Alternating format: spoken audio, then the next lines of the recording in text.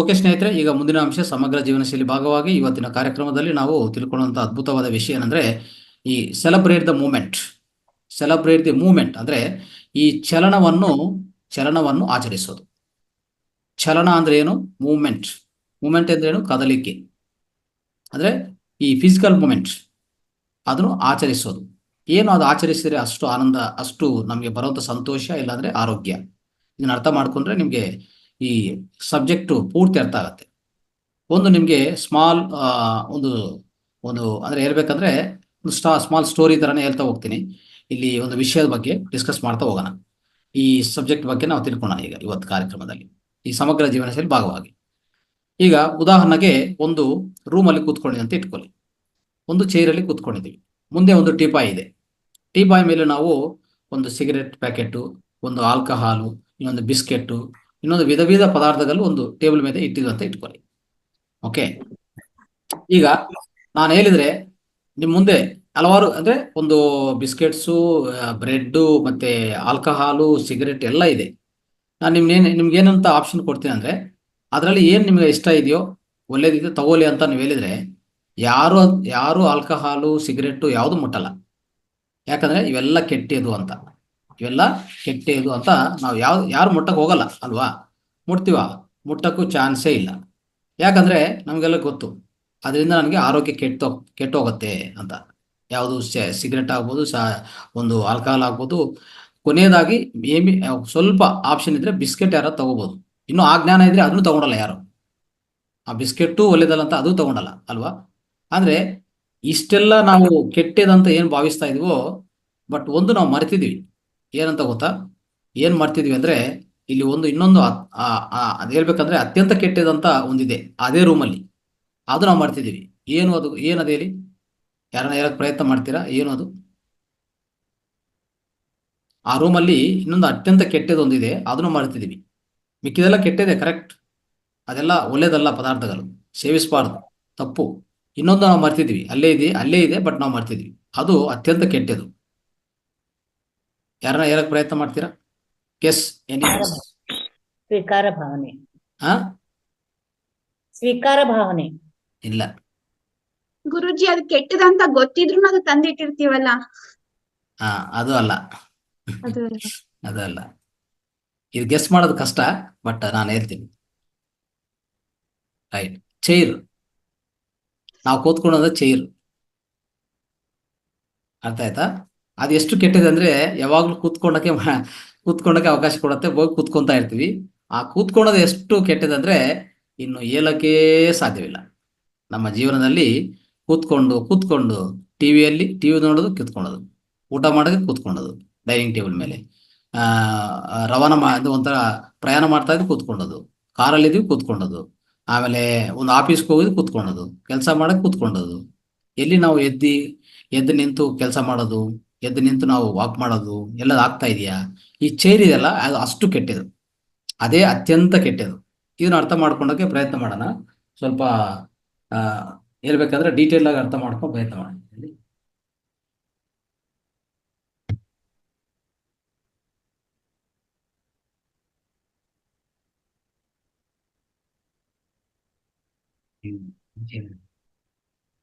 ಆಮೇಲೆ ನೋಡಿ.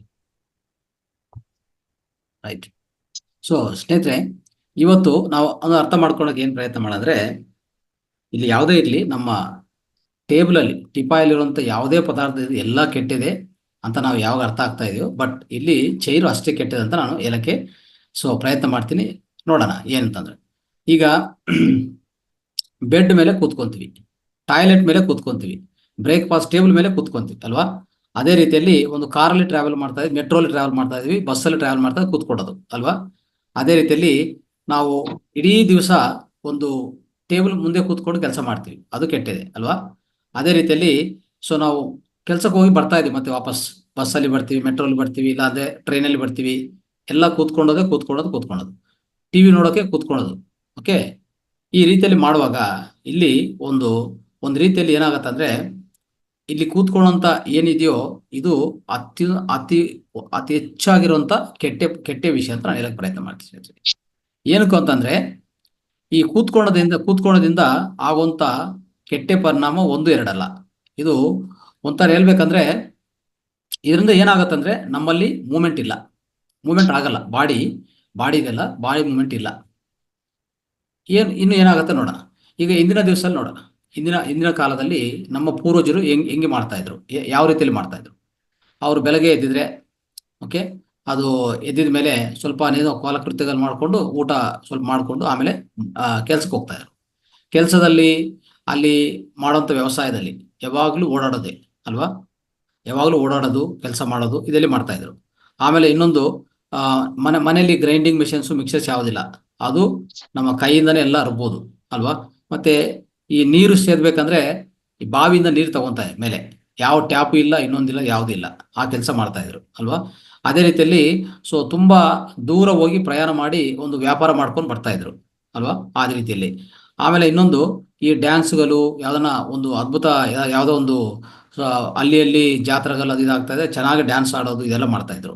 ಅದೇ ರೀತಿಯಲ್ಲಿ ಇಂದಿನ ಕಾಲದಲ್ಲಿ ಇನ್ನು ಸ್ವಲ್ಪ ಹಿಂದೆ ನೋಡಿದ್ರೆ ಒಳ್ಳೆ ಔಟ್ಡೋರ್ ಗೇಮ್ಸ್ ಆಗ್ತಾ ಇತ್ತು. ಔಟ್ಡೋರ್ ಗೇಮ್ಸ್ ನಾವೆಲ್ಲ ಸಣ್ಣ ವಯಸ್ಸಲ್ಲಿ ಏನು ಮಾಡ್ತಾ ಇದ್ವಿ, ಹೆಚ್ಚು ಗೇಮ್ಸ್ಗಳು ಔಟ್ಡೋರಲ್ಲಿ ಅಂದರೆ ಬಾಹ್ಯದ ಗ್ರೌಂಡ್ ಅಲ್ಲಿ ಹೋಗಿ ಮೈದಾನ ಹೋಗಿ ಚೆನ್ನಾಗೆ ಆಟ ಆಡೋದು, ತುಂಬಾ ಸ್ವೆಟ್ ಬರೋದು ನಮ್ಮಿಂದ ಅಲ್ವಾ, ಆ ರೀತಿಯಲ್ಲಿ ಮಾಡ್ತಾ ಇದ್ರು. ಇದು ಇಂದಿನ ಪರಿಸ್ಥಿತಿ ಇದೆ ಸ್ನೇಹಿತರೆ. ಇಂದಿನ ಪರಿಸ್ಥಿತಿ ಈ ತರ ಮಾಡ್ಕೊಂಡವಾಗ ಏನಾಗಿದೆ ಅಂದ್ರೆ ಈ ಸೃಷ್ಟಿಯ ಲಕ್ಷಣಗಳಲ್ಲಿ, ಸೃಷ್ಟಿಯ ಸೂತ್ರಗಳೇನಿದೆಯೋ, ನೇಚರ್ ಲಾಸ್ ಅಂತ ಹೇಳ್ತೀವಿ ನಾವು, ಅದು ಅನುಗುಣವಾಗಿ ಜೀವನ ನಡೀತಾ ಇತ್ತು ಅಲ್ವಾ. ಅವಾಗ ಏನಾಗ್ತಾ ಇತ್ತು ಅಂದ್ರೆ ಅವ್ರು ಕೂತ್ಕೊಳ್ಳೋಕ್ಕಿಂತ ಹೆಚ್ಚು ಮೂಮೆಂಟೇ ಇತ್ತು, ಅವರಲ್ಲಿ ಕೂತ್ಕೊಳ್ಳೋಕ್ಕಿಂತ ಹೆಚ್ಚು ಚಲನ ಇತ್ತು ಅಲ್ವಾ. ಇಲ್ಲಿ ಏನಾಗಿದೆ ಅರ್ಥ ಮಾಡ್ಕೊಳ್ಳಿ, ಈ ಜೀವನ ಏನಾಗಿದೆ ನೋಡ್ಕೊಳ್ಳಿ. ಈ ಸಾಂಕೇತಿಕ ಜೀವನ ಏನಾಗಿದೆ ಅಂದ್ರೆ ಹೆಚ್ಚು ಮೂಮೆಂಟ್ಗಿಂತ ಕೂತ್ಕೊಳ್ಳೋದು ಹೆಚ್ಚಾಗಿದೆ. ಮೂಮೆಂಟ್ಗಿಂತ ಏನಾಗಿದೆ, ಕೂತ್ಕೊಳ್ಳೋದು ಹೆಚ್ಚಾಗಿದೆ. ಇದನ್ನ ಅರ್ಥ ಮಾಡ್ಕೋಬೇಕು ನಾವು. ಸೊ ಒಂದು ಪ್ರಕೃತಿಯಲ್ಲಿ ನೋಡ್ಕೊಳ್ಳಿ ಸ್ನೇಹಿತರೆ, ಪ್ರಕೃತಿ ಅಬ್ಸರ್ವ್ ಮಾಡಿ ಸರಿ.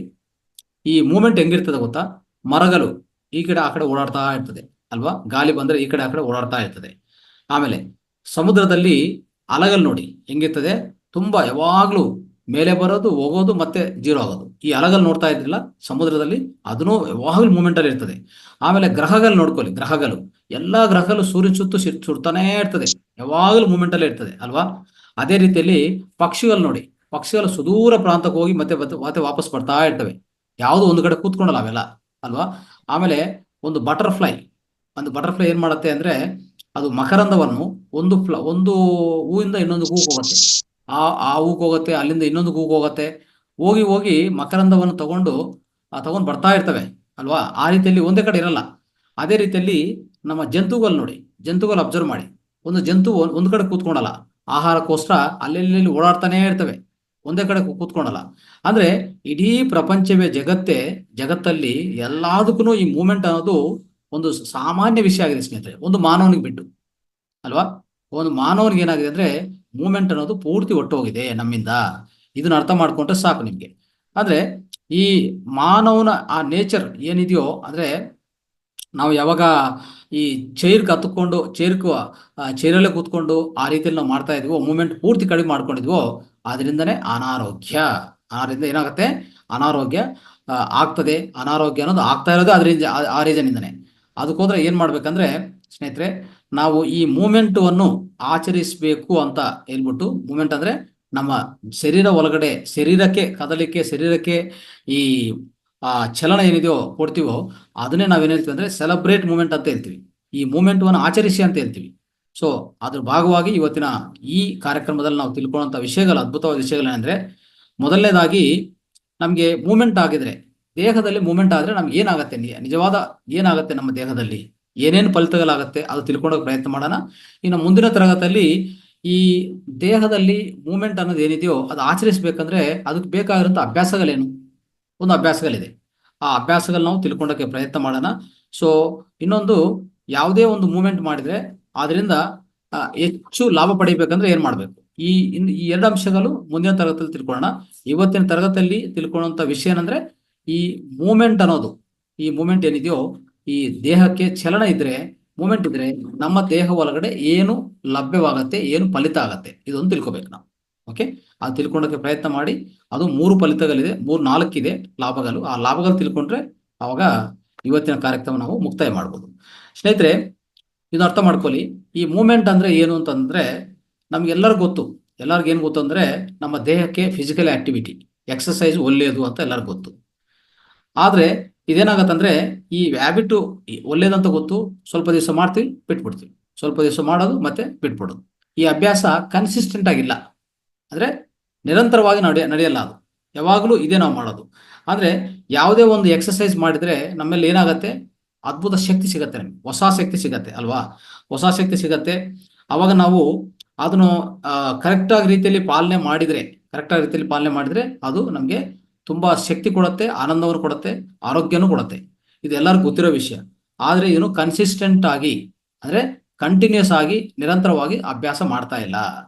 ಸ್ವಲ್ಪ ದಿವಸ ಮಾಡೋದು ಮತ್ತೆ ಬಿಡೋದು, ಮತ್ತೆ ಮತ್ತೆ ಮಾಡೋದು, ಈ ರೀತಿಯಲ್ಲಿ ಮಾಡಿದರೆ ನಿಮಗೆ ಫಲಿತ ಸಿಗಲ್ಲ. ಯಾವಾಗಲೂ ಏನಂತ ಕರಿತೀವಿ ಅಂದರೆ ಅದನ್ನು ಕನ್ಸಿಸ್ಟೆಂಟ್ ಪ್ರಾಕ್ಟೀಸ್ ಏನಂತ ಕರಿಬೇಕು, ನಿರಂತರ ಅಭ್ಯಾಸ ಅನ್ನೋದು ತುಂಬ ಇಂಪಾರ್ಟೆಂಟ್.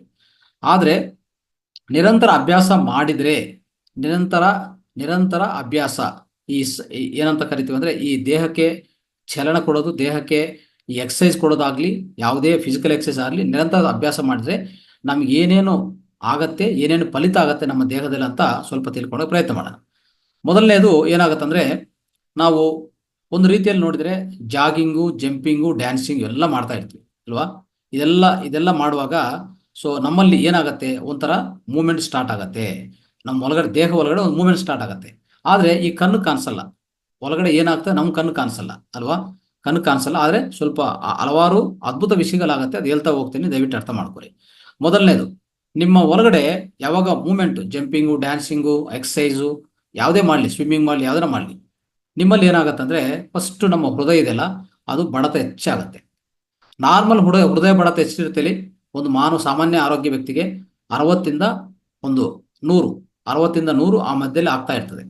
ಆದರೆ ಯಾವಾಗ ಈ ಜಂಪಿಂಗು, ಡ್ಯಾನ್ಸಿಂಗ್ ಇದೆಲ್ಲ ಈ ಥರ ಮಾಡ್ತೀವಲ್ಲ, ಫಿಸಿಕಲ್ ಮೂವ್ಮೆಂಟ್ ಮಾಡ್ತೀವಲ್ಲ, ಅವಾಗ ನಿಮ್ಮಲ್ಲಿ 150 ಆಗುತ್ತೆ, 150 ಆಗುತ್ತೆ, ಆ ಸಂಖ್ಯೆ ಹೆಚ್ಚಾಗತ್ತೆ. ಈ ರೀತಿಯಲ್ಲಿ ಹೆಚ್ಚಾಗುವಾಗ ಏನಾಗುತ್ತಂದರೆ ಆವಾಗ ಹೃದಯ ಏನು ಮಾಡುತ್ತೆ ಗೊತ್ತಾ, ಹೆಚ್ಚು ರಕ್ತವನ್ನು ನಮ್ಮ ದೇಹದಲ್ಲಿ ಪ್ರವೇಶ ಮಾಡುತ್ತೆ. ಯಾಕಂದರೆ ಹೃದಯ ಬಡತ ಹೆಚ್ಚಾಗಿದೆ ಅಂದರೆ ಅರ್ಥ ಏನು, ಪಂಪಿಂಗ್ ವೇಗವಂತವಾಗಿದೆ. ಅವಾಗ ರಕ್ತನೂ ಹೆಚ್ಚಾಗಿ ನಮ್ಮ ದೇಹದಲ್ಲಿ ಪ್ರವಾಹ ಆಗತ್ತೆ. ಇದು ಅರ್ಥ ಮಾಡಿಕೊಂಡ್ರೆ ನಿಮ್ಗಿರುವಂಥ ಸಬ್ಜೆಕ್ಟ್ ಇಲ್ಲೇ ಅರ್ಥ ಆಗುತ್ತೆ ಸ್ನೇಹಿತರೆ. ಅಂದರೆ ಒಂಥರ ಯಾವ ರೀತಿಯಲ್ಲಿ ಆಗುತ್ತಂದರೆ, ಒಂದು ನದಿ ಥರ ಪ್ರವಾಹ ಮಾಡುತ್ತೆ. ಆ ಪ್ರವಾಹ ಮಾಡುವಾಗ ನಮ್ಮಲ್ಲಿರುವಂಥ ಪ್ರತಿ ಜೀವಕಣಕ್ಕೆ ಅಂದರೆ ನಮ್ಮಲ್ಲಿ ಏನೇನು ಆರ್ಟರೀಸ್ ಇದೆಯೋ, ಏನೇನು ರಕ್ತನಾಳಗಳಿದೆಯೋ ಎಲ್ಲ ರಕ್ತನಾಳ ಒಳಗಡೆ ಈ ರಕ್ತ ಪ್ರವಾಹಕ್ಕೆ ಅವಕಾಶ ಕಲ್ಪಿಸ್ಕೊಡ್ತದೆ. ನೋಡಿ, ಅಷ್ಟುವರೆಗೂ ಸ್ವಲ್ಪ ಜೀವಕಣಗಳಿಗೆ ರಕ್ತನೇ ಹೋಗ್ತಾ ಇಲ್ಲ. ಇನ್ನು ಹೇಳ್ಬೇಕಂದ್ರೆ ಹಲವಾರು ರಕ್ತನಾಳಗಳಿಗೆ ರಕ್ತನೇ ಹೋಗ್ತಾ ಇಲ್ಲ ಅಷ್ಟುವರೆಗೂ. ಎಷ್ಟುವರೆಗೂ, ನೀವು ಈ ಫಿಸಿಕಲ್ ಮೂಮೆಂಟು ಎಕ್ಸಸೈಸ್ ಮಾಡಿಲ್ಲ ಅಂತವರೆಗೂ. ನೋಡಿ, ಇವತ್ತು ಯಾವಾಗ ಶುರು ಮಾಡಿದ್ರೋ ಈ ಫಿಸಿಕಲ್ ಮೂಮೆಂಟ್ ಎಕ್ಸಸೈಸ್ವನ್ನು, ಆವಾಗ ಏನಾಗ್ತಾ ಇದೆ ಅಂದರೆ ರಕ್ತ ಪ್ರವಾಹ ಹೆಚ್ಚಾಗಿ ಪ್ರವಾಹ ಮಾಡ್ತಾ ಇದೆ. ಪ್ರತಿ ರಕ್ತನಾಳ, ಇಷ್ಟುವರೆಗೂ ಯಾವ ರಕ್ತನಾಳಗಳಲ್ಲಿ ಪ್ರವಾಹ ಆಗಿಲ್ಲೋ ರಕ್ತ, ಅಲ್ಲಿನೂ ರಕ್ತ ಪ್ರವಾಹ ಆಗ್ತಾ ಇದೆ. ಪ್ರತಿ ಜೀವಗಣಗೂ ರಕ್ತ ತಲುಪಿಸ್ತಾ ಇದೆ. ಇಲ್ಲಿ ಆಗುವಂಥ ಒಂದು ಅದ್ಭುತ ವಿಷಯ ಏನಂದರೆ, ಅಲ್ಲಿ ಅದ್ಭುತವಾದ ಆರೋಗ್ಯ ನಮಗೆ ಅವಕಾಶ ಸಿಗತ್ತೆ ಸ್ನೇಹಿತರೆ. ಯಾಕಂದರೆ ನೋಡಿ, ನಾವು ನೋಡ್ತಾ ಇರ್ತೀವಿ ಈ ಶರೀರದಲ್ಲಿ ಅಲ್ಲಲ್ಲಿ ಈ ವೆರಿಕೋಸ್ ವೇನ್ಸು ಮತ್ತು ರಕ್ತ ಪ್ರವಾಹ ಆಗ್ತಾ ಇಲ್ಲ. ಅಲ್ಲಿ ರಕ್ತ ಪ್ರವಾಹ ಆಗಿಲ್ಲ ಅಂದರೆ ವೆರಿಕೋಸ್ ವೇನ್ಸ್ ಬರೋದು ಒಂದು ಪಿಂಕ್ ಕಲರ್, ಅಂದರೆ ರಕ್ತ ನೋಡ್ತಾ ಇದ್ರೆ ಸೊ ಒಂಥರ ಚರ್ಮದ ಮೇಲೆ ಅಲ್ಲಲ್ಲಿ ನಮಗೆ ಅಂದರೆ ಆ ಕಲರ್ ಬೇರೆ ಇರ್ತದೆ, ಅಂಥ ಕಲರ್ ಬರೋದು ಅಲ್ವಾ, ಈ ಥರ ಆಗ್ತಾ ಇರ್ತದೆ. ಈ ಥರ ಆಗುವಾಗ ಖಂಡಿತವಾಗಿ ಏನಾಗುತ್ತೆ ಅಂದರೆ ಈ ರಕ್ತ ಪ್ರವಾಹ ಮಾಡಿದರೆ ಅವೆಲ್ಲ ಹೋಗ್ತದೆ. ಇನ್ನೊಂದು ಏನಂದರೆ, ನಿಮ್ಮ ದೇಹದಲ್ಲಿ ನೀವು ಸಪೋಸು ಚೆನ್ನಾಗಿ ಆಟ ಆಡಿದಂತ ಇಟ್ಕೊಳ್ಳಿ, ಚೆನ್ನಾಗಿ ಆಟ ಆಡಿದರೆ ಎಕ್ಸಸೈಸ್ ಮಾಡಿದರೆ ನಮ್ಮ ಶರೀರವೇ ಇಲ್ಲಾಂದರೆ ಅಲ್ಲೆಲ್ಲಿ ನಮ್ಮ ದೇಹ ಈ ಕೈಗಳೆಲ್ಲ ಕೆಂಪಾಗತ್ತೆ. ನೋಡಿದ್ರೆ ಕೆಂಪಾಗತ್ತೆ, ಅರ್ಥ ಏನು ಅಂದರೆ ರಕ್ತ ಪ್ರವಾಹ ಹೆಚ್ಚಾಗಿ ಬಂದಿದೆ ಅಲ್ಲಿ ಅಂತ ಅರ್ಥ. ಅಂದರೆ ನಾವು ಯಾವಾಗ ಎಕ್ಸಸೈಸ್ ಮಾಡಿ, ಯಾವುದೇ ಪರಿಶ್ರಮ ಮಾಡಿ, ಫಿಸಿಕಲ್ ಮೂಮೆಂಟ್ ಮಾಡಿದರೆ ನಮ್ಮ ಶರೀರದಲ್ಲೇ ನಮ್ಮ ಕೈಗಳು, ಕಾಲುಗಳು, ಮುಖದ ಮೇಲೆ ಇದೆಲ್ಲ ನಾವು ಏನಪ್ಪ ಅಷ್ಟು ಕೆಂಪಾಗಿದೆ ಅಂತ ಅನಿಸ್ತಾ ಇರ್ತದೆ. ಅಂದರೆ ಅರ್ಥ ಏನಂದರೆ ಅಲ್ಲಿ ರಕ್ತ ಪ್ರವಾಹ ಹೆಚ್ಚಾಗಿ ಬಂದಿದೆ ಅಂತ ಅರ್ಥ. ಆ ಸರ್ಕ್ಯುಲೇಷನ್, ಬ್ಲಡ್ ಸರ್ಕ್ಯುಲೇಷನು ಹೆಚ್ಚಾಗಿ ಬಂದಿದೆ ಅಂತ ಅರ್ಥ. ಈ ರೀತಿಯಲ್ಲಿ ಸ್ನೇಹಿತರೆ, ಈ ರೀತಿಯಲ್ಲಿ ಆಗುವಾಗ ನಮಗೆ 4 ಅದ್ಭುತ ಫಲಿತಗಳಿದೆ. ಮೊದಲನೇ ಅದ್ಭುತ ಫಲಿತ ನೋಡೋಣ. ಏನಂತಂದ್ರೆ ನೋಡಿ, ನಮ್ಮ ದೇಹದಲ್ಲಿ ಪ್ರತಿ ಜೀವಕಣಕ್ಕೆ ಆಕ್ಸಿಜನ್ ತಲುಪಿಸ್ತೀವಿ. ನೋಡಿ, ಮೊದಲನೇದು ಯಾವುದು? ಎಕ್ಸಸೈಸ್ ಮಾಡುವಾಗ ಏನಾಗುತ್ತೆ? ಎಕ್ಸಸೈಸ್ ಮಾಡುವಾಗ ಸ್ನೇಹಿತರೆ, ನೀವು ಅದ್ಭುತವಾದ ರೀತಿಯಲ್ಲಿ ಫಿಸಿಕಲ್ ಮೂವ್ಮೆಂಟ್ ಕೊಡುವಾಗ, jumping, dancing, swimming, cycling, exercise, ಯೋಗಾಸನಾಸು, ಸೂರ್ಯ ನಮಸ್ಕಾರಗಳು, ಹಲವಾರು ವಿಷಯಗಳು ಇವೆಲ್ಲ ಮಾಡುವಾಗ ಏನಾಗುತ್ತೆ ಅಂದ್ರೆ, ಈ ಬ್ಲಡ್ ಅನ್ನೋದು ಈಗಾಗಲೇ ಹೇಳಿದ್ದೀನಿ, ಸರ್ಕ್ಯುಲೇಷನ್ ಹೆಚ್ಚಾಗತ್ತೆ, ಅಂದ್ರೆ ರಕ್ತ ಪ್ರವಾಹ ಹೆಚ್ಚಾಗತ್ತೆ. ರಕ್ತ ಪ್ರವಾಹ ಹೆಚ್ಚು ಆಗುವಾಗ ರಕ್ತ ಪ್ರವಾಹ ಪ್ರತಿ ಜೀವಕನಕ್ಕೆ ತಲುಪಿಸ್ತದೆ. ರಕ್ತ ಪ್ರವಾಹ ಎಲ್ಲಿ ಹೋಗುತ್ತೋ ಅಲ್ಲೆಲ್ಲ ಏನು ಹೋಗುತ್ತೆ? ಅಲ್ಲಿ ಆಕ್ಸಿಜನ್ ಹೋಗೋದು ಅದ್ಭುತವಾದ ರೀತಿಯಲ್ಲಿ ಆಗತ್ತೆ. ಅದಕ್ಕೋಸ್ಕರ ಈ ಆಕ್ಸಿಜನ್ ಅಂದ್ರೆ ಎಕ್ಸಸೈಸ್ ಮಾಡಿದ್ರೆ ಪ್ರತಿ ಜೀವಕಣಕ್ಕೆ ಏನ್ ತಲುಪಿಸ್ತೀವಿ ನಾವು? ಆಕ್ಸಿಜನ್ ತಲುಪಿಸ್ತೀವಿ. ಆಕ್ಸಿಜನ್ ಅನ್ನೋದು ಏನು ಗೊತ್ತಾ? ದೇಹಕ್ಕೆ, ಜೀವಕಣಕ್ಕೆ ಅದು ಆಹಾರ. ಜೀವಕಣಕ್ಕೆ ಆಹಾರ ಯಾವುದು? ಆಕ್ಸಿಜನ್. ಮತ್ತೆ ಜೀವಕಣಕ್ಕೆ ಆಹಾರ ಕೊಟ್ರೆ ಏನಾಗತ್ತೆ? ಜೀವಕಣ ಆರೋಗ್ಯವಂತವಾಗಿರುತ್ತೆ. ಅರ್ಥ ಮಾಡ್ಕೊಳ್ಳಿ. ಈ ರೀತಿಯಲ್ಲಿ ಆಗುತ್ತೆ ಸ್ನೇಹಿತರೆ. ಅದಕ್ಕೋಸ್ಕರ ನಮ್ಮ ಆರೋಗ್ಯ ಜೀವಕಣದ ಆರೋಗ್ಯ ಅಂತ ನಿಮ್ಗೆಲ್ಲರೂ ಗೊತ್ತು. ಜೀವಕಣ ಆರೋಗ್ಯ ಅದ್ಭುತವಾದ ಆಕ್ಸಿಜನ್ ಬ್ಲಡ್ ರಕ್ತದಲ್ಲಿ ಪ್ರವಾಹ ಮಾಡಿದ್ರೆ, ಜೀವಕಣ ತಲುಪಿಸಿದ್ರೆ ಜೀವಕಣ ಆರೋಗ್ಯ ಅತ್ಯುತ್ತಮವಾಗಿರುತ್ತೆ. ನಮ್ಮ ಆರೋಗ್ಯವನ್ನು ಅತ್ಯುತ್ತಮವಾಗಿರುತ್ತೆ. ಉದಾಹರಣೆಗೆ ಒಂದು ಇಲ್ಲಿ ಹೇಳ್ಬೇಕು, ನಾವು ಹೇಳ್ಕೋಬೇಕಂತ ವಿಶಿಷ್ಟ ವಿಷಯ. ಡಾಕ್ಟರ್ ಒಟ್ಟೋ ವಾರ್ಬರ್ಗ್, ಇವ್ರ ಹೆಸರು ಬರ್ಕೊಳ್ಳಿ, ಡಾಕ್ಟರ್ ಒಟ್ಟೋ ವಾರ್ಬರ್ಗ್. ಇವ್ರಿಗೆ 2 ಸರಿ ನೊಬೆಲ್ ಪ್ರೈಸ್ ಬಂದಿದೆ ಸ್ನೇಹಿತರೆ. ನೊಬೆಲ್ ಪ್ರೈಸ್ ಯಾಕೆ ಬಂದಿದೆ ಅಂತಂದ್ರೆ ಅರ್ಥ ಮಾಡ್ಕೊಳ್ಳಿ. ಏನಕ್ಕೆ ಬಂದಿದೆ ಅಂದ್ರೆ ಒಂದೇ ಒಂದು ಕಾರಣದಿಂದ. ಅದೇನಂದ್ರೆ ಈ ಜೀವಕಣದ ಉಸಿರಾಟ ಅಂತ ಒಂದು ವಿಷಯದ ಮೇಲೆ ಅವರು ತುಂಬಾ ಸಂಶೋಧನೆ ನಡೆಸಿದ್ದಾರೆ. ಜೀವಕಣದ ಉಸಿರಾಟ ಏನಂತಂದ್ರೆ ಅದ್ರು ಸೆಲ್ಯುಲಾರ್ ರೆಸ್ಪಿರೇಷನ್. ಅಂದ್ರೆ ಸೆಲ್ಯುಲಾರ್ ರೆಸ್ಪಿರೇಷನ್ ಅಂತ ಏನು ಅವ್ರು ಕಂಡುಹಿಡಿದಾರೋ, ಅಂದ್ರೆ ಜೀವಕಣಕ್ಕೆ ತಲುಪಿಸುವಂತ ಆಕ್ಸಿಜನ್ ಇಂದ, ಆ ಸೆಲ್ಯುಲಾರ್ ರೆಸ್ಪಿರೇಷನ್ ಇಂದ ನಮ್ಮ ಅದ್ಭುತ ಆರೋಗ್ಯ ನಮ್ಮ ಸ್ವಂತವಾಗತ್ತೆ ಅಂತ ಅವರು ಸಂಶೋಧನೆ ಮಾಡಿ ತಿಳಿಸಿದಕ್ಕೂ ಅವ್ರಿಗೆ 2 ಸರಿ ನೊಬೆಲ್ ಪ್ರೈಸ್ ಬಂದಿದೆ. ಅಂತ ಪ್ರಶಸ್ತಿ ಅವ್ರಿಗೆ ಸಿಕ್ಕಿದೆ. ಆದ್ರೆ ಇಲ್ಲಿ ಏನಾಗಂತ ಅರ್ಥ ಮಾಡ್ಕೋಬೇಕು ಸ್ನೇಹಿತರೆ. ನೋಡಿ, ಕ್ಯಾನ್ಸರ್ ಸೆಲ್ಸ್ ಅಂತ ಏನಿದೆಯೋ ಅದೂ ಸಹ ನಮ್ಗೆ ಜೀವಕಣಕ್ಕೆ ಸರಿಯಾದ ರೀತಿಯಲ್ಲಿ ಆಕ್ಸಿಜನ್ ತಲುಪಿಸಿದ್ರೆ ಕ್ಯಾನ್ಸರ್ ಸೆಲ್ಸ್ ಸಹ ಬದುಕಲ್ಲ.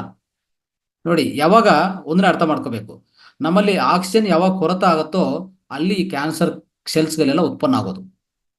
ಅದನ್ನು ಅರ್ಥ ಮಾಡ್ಕೋಬೇಕು ನೀವು. ಅದಕ್ಕೆ ನಾವೇನ್ ಹೇಳ್ತೀವಿ?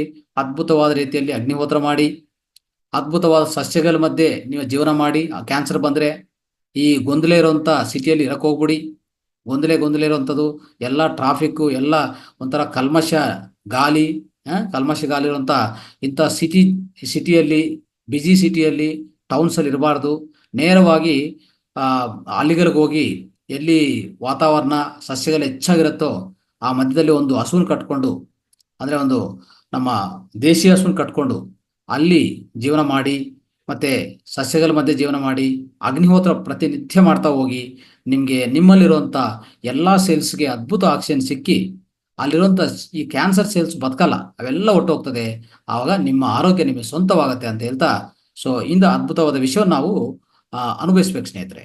ಅದಕ್ಕೋಸ್ಕರನೇ ಈ ಆಕ್ಸಿಜನ್ ಯಥೇಚ್ಛವಾಗಿ ಸಿಗುವಂತ ನಮ್ಮ ದೇಹ ಒಳಗಡೆ ಯಥೇಚ್ಛವಾಗಿ ಸಿಕ್ಕಿದ್ರೆ ಕ್ಯಾನ್ಸರ್ ಸೆಲ್ಲು ಸಹ ಸಮೇತ ಪೂರ್ತಿ ಹೋಗುತ್ತೆ. ಇದು ಅರ್ಥ ಮಾಡ್ಕೊಳ್ಳಿ. ಇದು ಮೊದಲನೇ ಲಾಭ. 2ನೇ ಲಾಭ ಏನಿದೆ ಅಂತ ನೋಡ್ಕೊಂಡು ಸ್ನೇಹಿತರೆ, ನಮ್ಮಲ್ಲಿರುವಂತ ಎಲ್ಲಾ ವಿಷ ಪದಾರ್ಥಗಳನ್ನು ಅದ್ಭುತ ರೀತಿಯಲ್ಲಿ ನಾವು ತೊಲಗಿಸ್ಕೋಬಹುದು. ಯಾವುದಿಂದ? ಈ ಫಿಸಿಕಲ್ ಮೂಮೆಂಟ್, ಅಂದ್ರೆ ನಮ್ಮ ದೇಹಕ್ಕೆ ಚಲನ ಕೊಟ್ಟಿದ್ರೆ. ಅದನ್ನ ಅರ್ಥ ಮಾಡ್ಕೊಳ್ಳಿ. ಯಾವ ರೀತಿಯಲ್ಲಿ ಅಂದ್ರೆ ನೋಡಿ, ಈಗ ನಮ್ಮ ಒಳಗಡೆ ಬ್ಲಡ್ ಸರ್ಕ್ಯುಲೇಷನ್ ಯಥೇಚ್ಛವಾಗತ್ತಂತ ಹೇಳಿದ್ವಿ ಅಲ್ವಾ? ಬ್ಲಡ್ ಸರ್ಕ್ಯುಲೇಷನ್ ಹೆಚ್ಚಾಗಿದ್ರೆ ಏನಾಗುತ್ತೆ? ಎಕ್ಸಸೈಸ್ ಮಾಡ್ತಾ ಹೋದ್ರೆ ಬ್ಲಡ್ ಸರ್ಕ್ಯುಲೇಷನ್ ಹೆಚ್ಚಾಗತ್ತೆ ಅಂತ ಹೇಳಿದ್ವಿ. ಹೆಚ್ಚಾಗುವಾಗ ಏನಾಗುತ್ತೆ ಅಂದ್ರೆ ನಮ್ಮಲ್ಲಿರುವಂತ ಟಾಕ್ಸಿನ್ಸ್ ಮತ್ತೆ ವೇಸ್ಟ್, ವ್ಯರ್ಥ ಪದಾರ್ಥಗಳೆಲ್ಲಾನು ಆಟೋಮೆಟಿಕ್ ಆಗಿ ತೊಲಗಿಸ್ಕೋಬಹುದು. ಯಾವ ರೀತಿಯಲ್ಲಿ ಅಂದ್ರೆ ನೋಡಿ, ನಾವು ಯಾವುದೇ ಒಂದು ಚಲನ ಮಾಡಿಲ್ಲ ಅಂತ ಇಟ್ಕೊಳ್ಳಿ, ದೇಹ ಚಲನ ಮಾಡಿಲ್ಲ ಅಂದ್ರೆ ಏನಾಗುತ್ತೆ? ಸರ್ಕ್ಯುಲೇಷನ್ ಇರಲ್ಲ, ಬ್ಲಡ್ ಸರ್ಕ್ಯುಲೇಷನ್ ಸರಿಯಾಗಿ ಬರಲ್ಲ. ಅದಕ್ಕೆ ತುಂಬಾ ಹಲವಾರು ಸ್ತ್ರೀಯವರು, ಮಹಿಳೆಯರು ಮನೆಯಲ್ಲೇ ಇರ್ತಾರೆ, ಅವ್ರು ಯಾವುದೂ ಹೆಚ್ಚು ಕೆಲಸ ಮಾಡಲ್ಲ, ಸುಮ್ಮನೆ ಹಾಗೆ ಇರ್ತಾರೆ ನೋಡಿ. ಅವ್ರಿಗೆಲ್ಲ ಖಂಡಿತವಾಗಿ ಥೈರಾಯ್ಡು ಮತ್ತೆ ಈ ವೆರಿಕೋಸ್ ವೇನ್ಸ್ ಎಲ್ಲ ಬಂದೇ ಬರ್ತದೆ ಅಲ್ವಾ? ಈ ಬ್ಯಾಕ್ ಪೇನು, ಮಂಡಿ ನೋವುಗಳು ಎಲ್ಲ ಬರ್ತದೆ. ಯಾಕಂದ್ರೆ ಅಲ್ಲೆಲ್ಲ ಅವ್ರಿಗೆ ರಕ್ತ ಪ್ರವಾಹ ಆಗಲ್ಲ. ಯಾಕೆ ರಕ್ತ ಪ್ರವಾಹ ಆಗಲ್ಲ? ಚಲನ ಇಲ್ಲ ಅಲ್ವಾ? ಅದೇ ರೀತಿಯಲ್ಲಿ ಸ್ನೇಹಿತರೆ ವ್ಯರ್ಥ ಪದಾರ್ಥಗಳನ್ನು ತೊಲಗಿಸುವಂಥ ಅದ್ಭುತವಾದ ಕೆಲಸ ಯಾಕಾಗ್ತದೆ ಅಂದರೆ ಇಷ್ಟುವರೆಗೂ ಸ್ತಬ್ಧವಾಗಿರುವಂಥ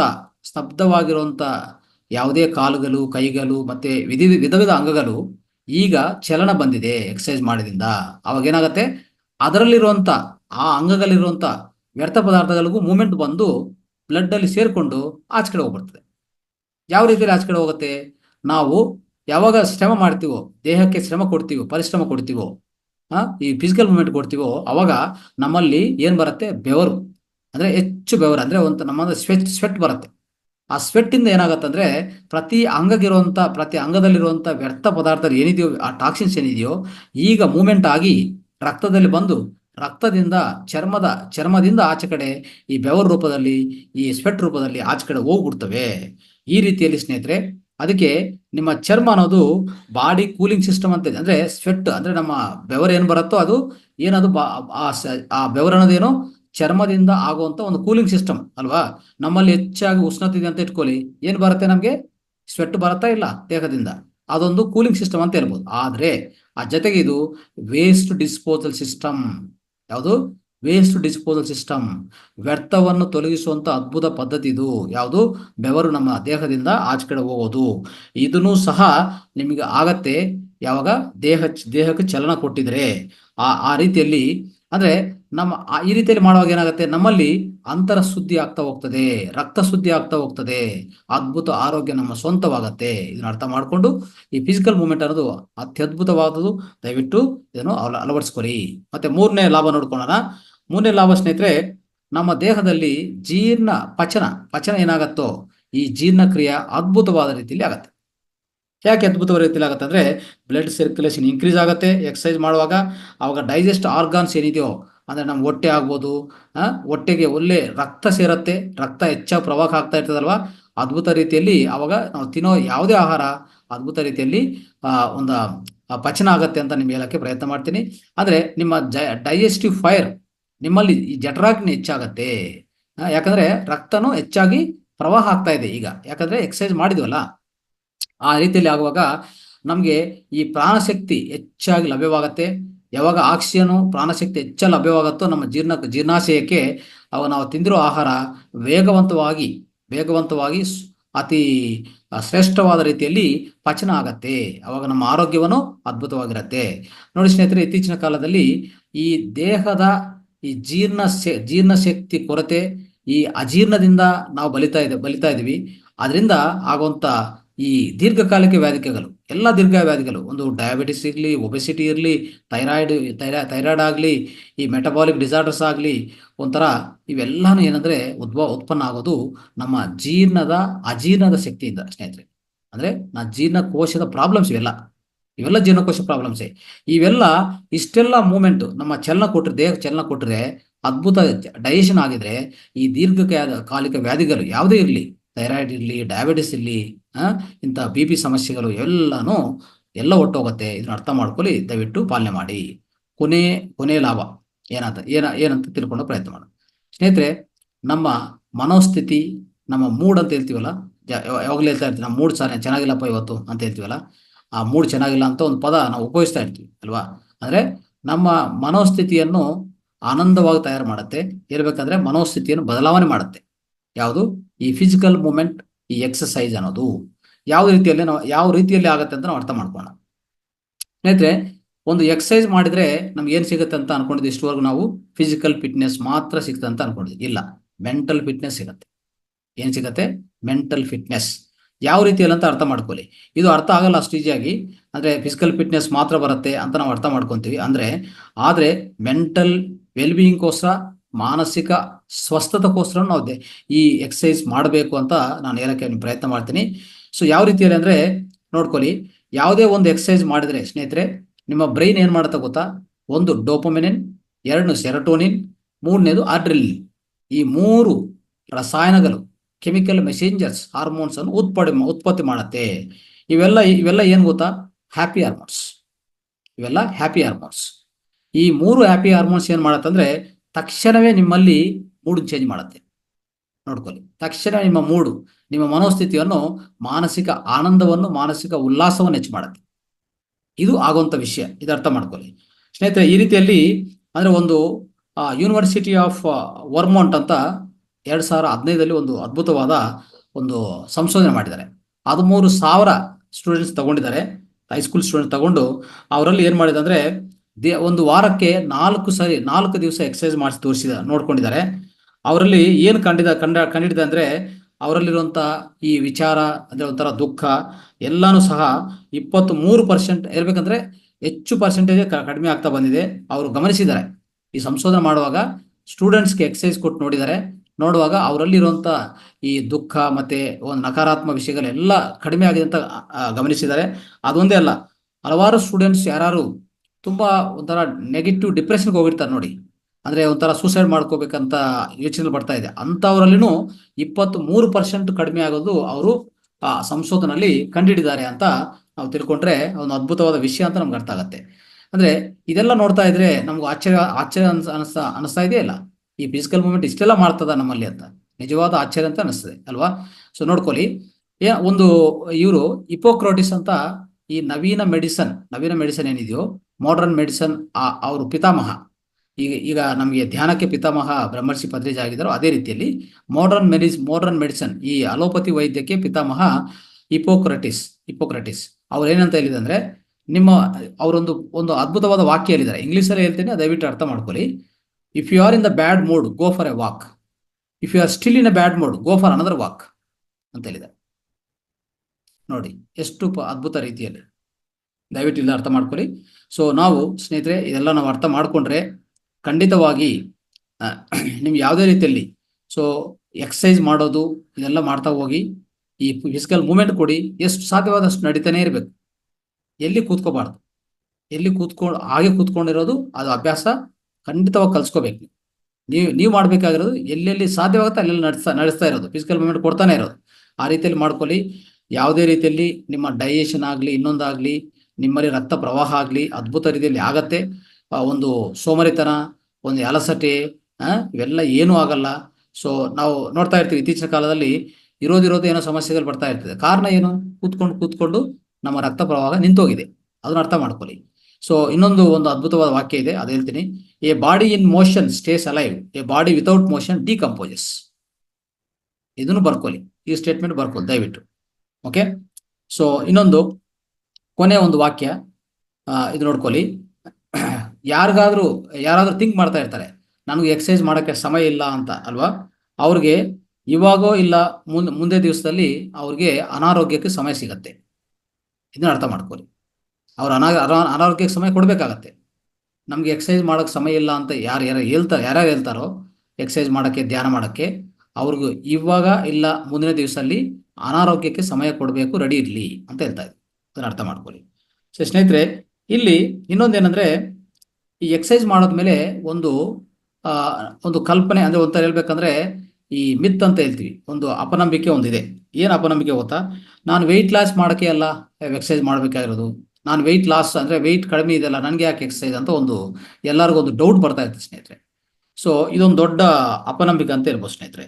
ಅಂದರೆ ನೀವು ವೆಯ್ಟ್ ಹೆಚ್ಚಿದ್ರೂ ಕಡಿಮೆ ಇದ್ರೂ ಎಲ್ಲರಿಗೂ ಎಕ್ಸರ್ಸೈಸ್ ಬೇಕೇ ಬೇಕು. ಅಂದರೆ ಸಪೋಸ್ ಈಗ ವೆಯ್ಟ್ ಹೆಚ್ಚಿದೆ ಅಂತ ಇಟ್ಕೊಳ್ಳಿ, ಅವಾಗ ಏನು ಮಾಡ್ಬೇಕು ನೀವು? ಈ ಹಾರ್ಟ್ ರೇಟು ಅಂದರೆ ನಮ್ಮ ಬ್ಲಡ್ ಪಂಪಿಂಗ್ ಇದೆಯಲ್ಲ, ಅದು ಹೆಚ್ಚು ಮಾಡ್ಕೋಬೇಕಾಗಂತ ಎಕ್ಸರ್ಸೈಸ್ ಮಾಡಿ. ಅಂದರೆ ವೆಯ್ಟ್ ಹೆಚ್ಚಿರುವಂಥವ್ರು ಅವರು ಮಾಡೋಂಥ ಎಕ್ಸರ್ಸೈಸ್ ಬೇರೆ, ಅವು ಮಾಡ್ಕೊಳ್ಳಿ. ವೆಯ್ಟ್ ಕಡಿಮೆ ಇರೋರು ಏನು ಗೊತ್ತಾ? ವೆಯ್ಟ್ ಕಡಿಮೆ ಇರೋರು ಯಾಕೆ ಮಾಡ್ಬೇಕು ಈ ಎಕ್ಸರ್ಸೈಸ್ ಅಂದರೆ, ಫಿಸಿಕಲ್ ಮೂವ್ಮೆಂಟ್ ಅಂದರೆ, ಅವರಲ್ಲಿ ಕಂಡರಗಳು ಬೆಳೆಸ್ಬೇಕಂದ್ರೆ ವೆಯ್ಟು, ಸಪೋಸ್ ಈಗ ವೆಯ್ಟ್ ಕಡಿಮೆ ಇರೋರು ಎಕ್ಸರ್ಸೈಸ್ ಮಾಡಿದಂತ ಏನಾಗುತ್ತೆ? ರಕ್ತ ಪ್ರವಾಹ ಚೆನ್ನಾಗಾಗಿ, ತಿನ್ನೋಂಥ ಈ ಡೈಜೆಷನ್ ಚೆನ್ನಾಗಾಗಿ, ಓಕೆ, ಅದರಿಂದ ಉತ್ಪನ್ನ ಆಗಿರೋಂಥ ಪೌಷ್ಟಿಕಾಂಶಗಳು ಏನಿದೆಯೋ ಅದು ಚೆನ್ನಾಗಿ ಬ್ಲಡ್ಡಲ್ಲಿ ಅಬ್ಸರ್ವ್ ಆಗಿ ಆವಾಗ ಕಂಡರಗಳು ಬೆಳೆಯುವಂಥ ಅವಕಾಶ ಇದೆ. ಈಗ ವೆಯ್ಟ್ ಕಡಿಮೆ ಇರೋರು ಈ ಥರ ಮಾಡಬೇಕು, ವೆಯ್ಟ್ ಗೇನ್ ಆಗಬೇಕಂದ್ರೆ. ಇನ್ನೊಂದು, ಈ ವೆಯ್ಟ್ ಕಡಿಮೆ ಇರೋರು ಏನು ಮಾಡಬೇಕು? ಡಂಬಲ್ಸ್ ಅದೆಲ್ಲ ಎತ್ತಬೇಕು, ಚೆನ್ನಾಗಿ ಆ ವೆಯ್ಟ್ಗಳು ಎತ್ತಬೇಕು. ಓಕೆ, ಯೋಗಾಸನಗಳು ಇವೆಲ್ಲ ಮಾಡ್ತಾ ಹೋದ್ರೆ ಕಂಡರಗಳು ನಿರ್ಮಾಣ ಆಗೋದು ಈ ಫಿಸಿಕಲ್ ಎಕ್ಸರ್ಸೈಸ್ ಇಂದ, ಮೂವ್ಮೆಂಟ್ ಇಂದ ಖಂಡಿತ ಆಗತ್ತೆ. ವೆಯ್ಟ್ ಕಡಿಮೆ ಮಾಡ್ಕೊಂಡು ಅವ್ರಿಗೆ ಅಲ್ಲ, ವೆಯ್ಟ್ ಹೆಚ್ಚು ಮಾಡ್ಕೋಬೇಕಾಗಿರೋದಕ್ಕೂ ಈ ಎಕ್ಸರ್ಸೈಸ್ ಬೇಕೇ ಬೇಕು ಅನ್ನೋದು ನಾವು ನೆನಪಲ್ಲಿ ಇಟ್ಕೊಂಡು, ಅವ್ರಿಗೆ ವೆಯ್ಟ್ ಹೆಚ್ಚು ಮಾಡ್ಕೋಬೇಕಂದ್ರೆ ಕಂಡರಗಳು ಪುಷ್ಟಿ ಬೇಕು, ಕಂಡರಗಳು ಚೆನ್ನಾಗಿ ಬೆಳಿಬೇಕಂದ್ರೆ ಅವ್ರಿಗೆ ರಕ್ತ ಪ್ರವಾಹ ಚೆನ್ನಾಗಿ, ಡೈಜೆಷನ್ ಚೆನ್ನಾಗಾಗಿ, ಅವರು ತಿನ್ನೋ ಆಹಾರ ಚೆನ್ನಾಗಿ ಪಚನ ಆಗಿ, ಅದರಿಂದ ಬರುವಂಥ ಪೌಷ್ಟಿಕಾಂಶಗಳು ಚೆನ್ನಾಗಿ ಸಿಕ್ಕಿ, ರಕ್ತದಲ್ಲಿ ಎಲ್ಲ ಈಡ್ಸ್ಕೊಂಡು ಅವಾಗ ಅವರು ಸ್ವಲ್ಪ ವೆಯ್ಟ್ ಗೇನ್ ಆಗ್ತಾರೆ. ಅವಾಗ ಕಂಡರಗಳು ಚೆನ್ನಾಗಿ ನಿರ್ಮಿತ ಆಗುತ್ತೆ. ಅದಕ್ಕೋಸ್ಕರ ಇಬ್ಬರಿಗೂ ಬೇಕಾಗಿದೆ. ಸೊ ಇವ್ರಿಗೆ ಬೇಕು, ಅವ್ರಿಗೆ ಬೇಕಾಗಿಲ್ಲ ಅಂತಲ್ಲ. ಅದು ವೆಯ್ಟು ಹೈ ಒಂದು ರೀತಿಯಲ್ಲಿ ಎಕ್ಸಸೈಸ್ ಅನ್ನೋದು ಯಾರ್ಯಾರಿಗೂ ಬೇಕಾಗಿರೋದು ಅಂದರೆ ಅವ್ರಿಗೆ ಏಜ್ ಸಂಬಂಧ ಇಲ್ಲ, ಹೆಲ್ತ್ಗೆ ಸಂಬಂಧ ಇಲ್ಲ, ಮತ್ತು ವೆಯ್ಟ್ಗೆ ಸಂಬಂಧ ಇಲ್ಲ. ಇದು ಒಂಥರ ಯೂನಿವರ್ಸಲ್ ಹೆಲ್ತ್ ಬೂಸ್ಟರ್. ಯಾವುದು ಫಿಸಿಕಲ್ ಮೂಮೆಂಟ್ ಅನ್ನೋದು ಅರ್ಥ ಮಾಡ್ಕೊಳ್ಳಿ ಸ್ನೇಹಿತರೆ.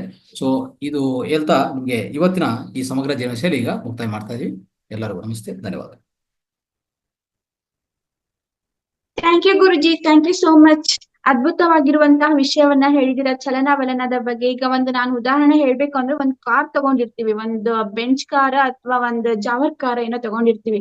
ಅದು ಎಷ್ಟೇ ಕೋಟಿ ತಗೊಂಡ್ ಬಂದ್ರು ನಾವ್ ಅದನ್ನ ಹೊರಗಡೆನೆ ನಿಲ್ಲಿಸ್ತೀವಿ. ತುಂಬಾ ದಿವಸ ನಿಲ್ಸಿದ್ರೆ ಏನಾಗುತ್ತೆ, ಅದು ಜಾಮ್ ಹಿಡಿಯುತ್ತೆ, ಕೆಟ್ಟ ಹೋಗ್ಬಿಡುತ್ತೆ. ಹಾಗೆ ನಮ್ಮ ಭಗವಂತ ಎಷ್ಟೋ ಕೋಟಿಗೆ ಬೆಲೆ ಬಾಳುವಂತಹ ಒಂದು ಈ ದೇಹವನ್ನ ನಮ್ಗೆ ಕೊಟ್ಟಿದ್ದಾರೆ. ಅದನ್ನ ನಾವ್ ಏನ್ ಮಾಡ್ಬೇಕು, ಮೂಮೆಂಟ್ ಅನ್ನ ಮಾಡ್ಬೇಕು. ಮೂಮೆಂಟ್ ಮಾಡ್ಲಿಲ್ಲ ಅಂದ್ರೆ ಹಾಗೆ ಕೆಟ್ಟ ಹೋಗ್ಬಿಡುತ್ತೆ. ಸೊ ಅದಕ್ಕೋಸ್ಕರ ಇವತ್ತು ಗುರುಜಿ ಅದ್ಭುತವಾಗಿರುವಂತಹ ಚಲನವಲನ ಮೂಮೆಂಟ್ ಬಗ್ಗೆ ಹೇಳಿದ್ದಾರೆ. ಎಲ್ಲಾರು ಚಲನವಲನ ಮಾಡಿ, ಆಕ್ಟಿವಿಟೀಸ್ ಮಾಡಿ ಆರೋಗ್ಯವಾಗಿರಿ ಅಂತ ಹೇಳಿಕ್ ಇಷ್ಟಪಡ್ತೀನಿ. ಓಕೆ.